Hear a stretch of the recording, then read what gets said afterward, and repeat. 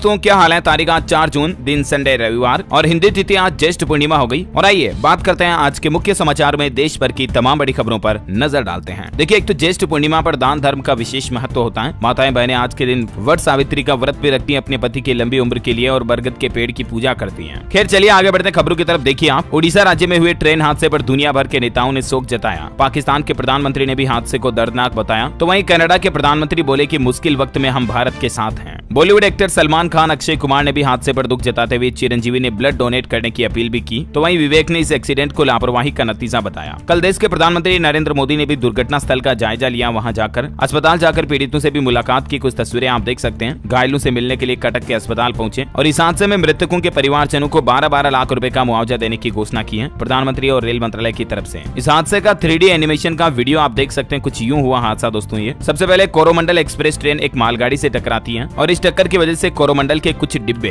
Train के नजदीक वाली दूसरी पटरी पर आ जाते हैं और इस घटना के कुछ देर बाद फिर दूसरी पटरी पर भी एक और ट्रेन आती है, Bengaluru Howrah superfast express train. वो फिर पटरी पर पड़े इन डिब्बों से टकरा जाती है। इसके चलते टोटल 3 ट्रेनें आपस में टकराती हैं और बड़ी भीषण दुर्घटना हुई। बताया जा रहा है दोस्तों कि यह सदी की सबसे बड़ी दुर्घटनाओं में से एक बन गई। घटना की कुछ तस्वीरें आप देख सकते हैं और अभी तक दोस्तों आंकड़ों के मुताबिक इस दुर्घटना में कुल 288 लोगों की जान जा चुकी है, जबकि 900 से ज्यादा घायल हो गए। और बताया जा रहा है दोस्तों कि इन ट्रेनों में एंटी कोलिजन सिस्टम नहीं था। अब सवाल ये कि आखिर इतने बड़े हादसे का जिम्मेदार कौन है? इतने परिवार जो तबाह हो गए, उनको जवाब कौन देगा? अभी तक अता पता नहीं है। हादसे को कई घंटों बीत चुके हैं, लेकिन अभी भी हादसे की एग्जैक्ट वजह, कारण का पता नहीं चल पाया। इस हादसे में टोटल 17 डिब्बे पटरी से उतरे और टक्कर इतनी जोरदार थी कि एक इंजन मालगाड़ी पर चढ़ गया। ये कुछ खौफनाक तस्वीरें आप देख सकते हैं। तो वहीं इस घटना में तमिलनाडु राज्य सरकार ने भी मृतकों का सपोर्ट करने के लिए 5-5 लाख रुपए की सहायता देने की घोषणा की है तमिलनाडु के मुख्यमंत्री M.K. स्टालिन ने। और ओडिशा राज्य में तो देखिए एक दिन का राजकीय शोक घोषित किया गया और कल गोवा मुंबई वंदे भारत एक्सप्रेस ट्रेन का उद्घाटन समारोह भी रद्द किया गया, वरना कल इनॉग्रेशन होना था, लेकिन इस हादसे की वजह से इस कार्यक्रम को फिलहाल कैंसिल कर दिया। इस घटना में जान गंवाने वाले लोगों के लिए हमारी तरफ से भी अश्रुपूरित श्रद्धांजलि और पीड़ित परिवारों को ईश्वर इस मुश्किल घड़ी में हौसला दे, हिम्मत दे खड़ा रहने की हमारी भी यही प्रार्थना है। चलिए अगली बड़ी खबर। हरियाणा रोहतक की बेटी ने जीता मिस ग्लैम डीवा अवार्ड 2023। मुस्कान ने उत्तर प्रदेश आगरा में आयोजित इस प्रतियोगिता में 200 प्रतियोगियों को पिछाड़कर अवार्ड अपने नाम किया। इनके स्वर्गीय पिता का सपना था जिसको इन्होंने पूरा किया। कुछ तस्वीरें आप देख सकते हैं। मैनी कांग्रेट्स हमारी तरफ से भी मुस्कान को। ये हरियाणा के रोहतक की रहने वाली है। अच्छा, निवेशकों के लिए अपडेट है। 6 जून को ओपन होगा IKIO का लाइटिंग IPO और इसके शेयर्स मार्केट में 16 जून को लिस्टिंग होंगे। ये company LED lighting solutions provide करती है। कुछ और डिटेल्स इस IPO के बारे में आप स्क्रीन पर देख सकते हैं। अच्छा, वह देखिए छत्तीसगढ़ राज्य सरकार का बड़ा फैसला। आज पूरे राज्य में शराब की दुकानें बंद रहेगी। आबकारी विभाग की तरफ से यह आदेश जारी किया गया। 4 जून को कबीर जयंती के मौके पर शुष्क दिवस घोषित किया गया और इसीलिए छत्तीसगढ़ में शराब की दुकानें आज नहीं खुलेगी, है ना। और वह देखिए बड़ी खबर, केंद्रीय चुनाव आयोग की तरफ से